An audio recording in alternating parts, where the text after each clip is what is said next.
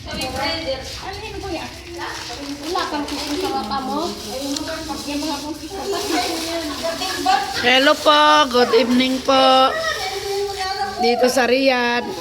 May galap shoutout po sa lahat. Ito po si Mami, ang beside me. Si Mudra, kung tawagin po namin ay si Tera Rakitera. Sa mga nakakilala po sa online na Tera Rakitera, sa mga meron pong mga naka-reserve, please lang, pa-deliver nyo na po bago mag-Friday nang may mabaon naman po siya. At sa mga meron pong atraso dito kay Tera Rakitera, parang awa nyo naman na po. Ako nang nga makaawa. Kahit bigyan nyo na lang pang baon po. Para naman po meron siya kasi mahalaga ang pera sa Pilipinas.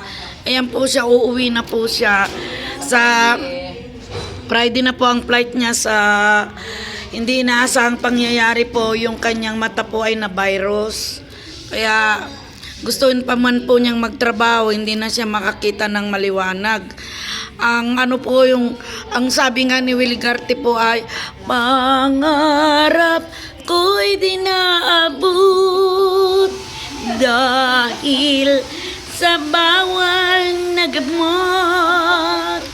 Yan po, commercial lang po yan mga kapatid. Ito po, pero kinausap ko naman po si Amo. Bibigyan naman po siya ng pabaon. At saka ako rin po, nabigyan ko na po siya ng pabaon. At saka, hindi po pabaon, pocket money. Masama yung pabaon. Basta yun ang pangako ko sa'yo, Mami.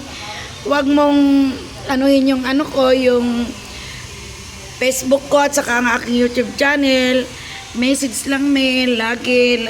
Maganda meron tayong communication. Huwag kang gumaya kay Kapangpangan. Inireklamo ako, tapos pagdating ng oras, hanapin din ako. Ganito lang ang sa akin, alam niyo naman ako. Ibang taon. Yung kung saan Luzon, Visayas, Mindanao po, umaabot ang blessing ni Sarah Cute TV. Ikaw pa kaya na beside me? Magkamag-anak tayo. Ikaw ay si Mercy Sinabri. Ako si Leslie Bordalio. Kalayo ng apelyido. Pero magkamag-anak tayo. Yun pa. At ito pa isang kamag-anak ko, si Dagko Ilong. Halika naman dito. Yan ang hipag ko. Ayun ang malaki din. Oh, ayan, nadali, Dagko Ilong.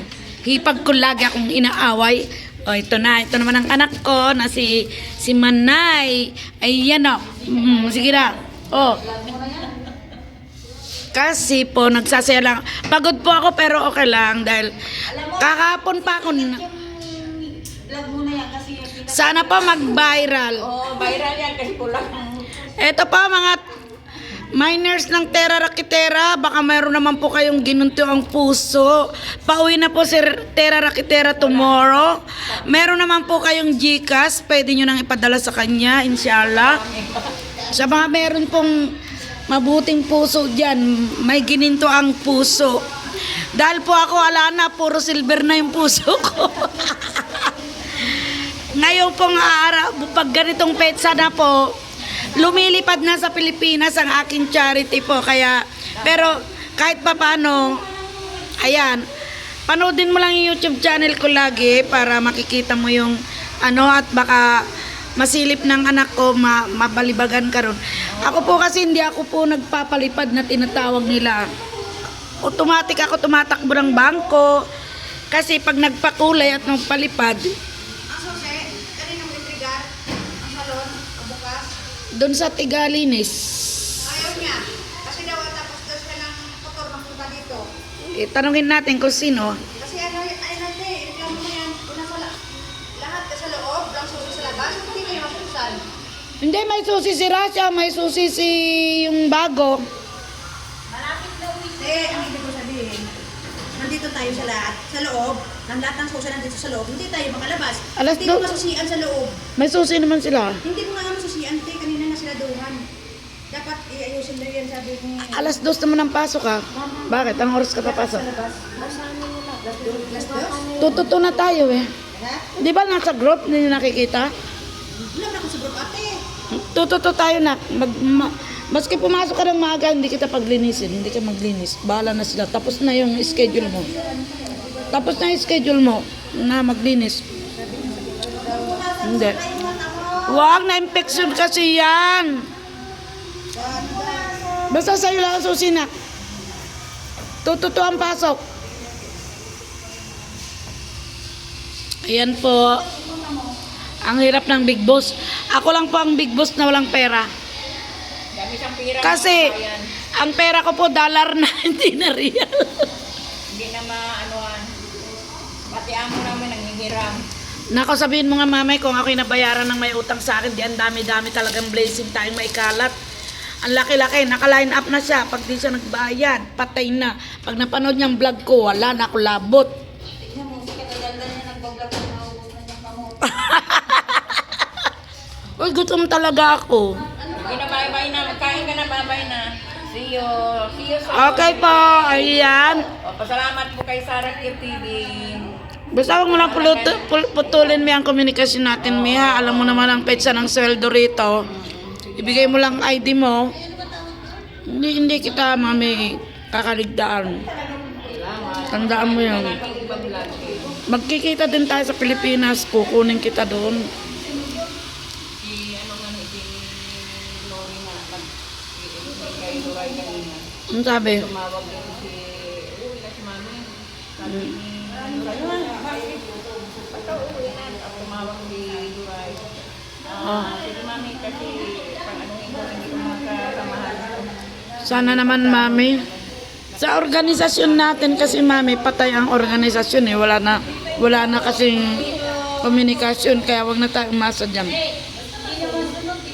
nababay na. Mag-inom ka na ng kape. Bye-bye. See you. Sige po, ayan. Pero pwede rin naman siguro ako makiusap sa mga kasama natin. Kahit pa isa-100 lang, pabaon lang naman. Okay na, mami. Pero yung paluwagan mo sa ate pas ang maghulog. Dalawa na lang itong sa dalawa. Si Ili na maghulog ngayon. Sa ano? Sa, Sa tunod, si Pat na maghulog sa dalawa. Tapos itong palawagan, ay inaano ko na rin doon sa kanya. ay ibig kong sabihin yung, di ba 3 pa? Oo. Sa susunod na hulog, itong sahod na to si Ellen. Hindi si may huli pas magpinilong sa akin yung mga items siya. Ay, itong sahod na to si Ate Paz. Tapos susunod, Ano ko pa rin. 3 yon kay Ate Paz lahat, ha? Ano ko na lang. Ano ko na lang. Pero naipakargo mo lahat ang gamit mo.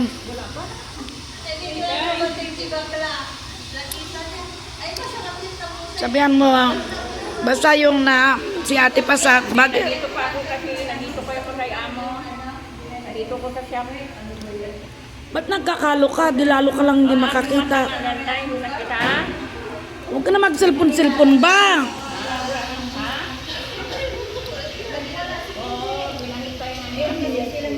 Kasi nga may trabaho pa ako. Gusto ko talagang alamin at least kahit papaano maliwanag na usapan namin ni Madam. Ngayon? Ay, hindi na ano ako dito eh. Hanggang anong oras sila doon?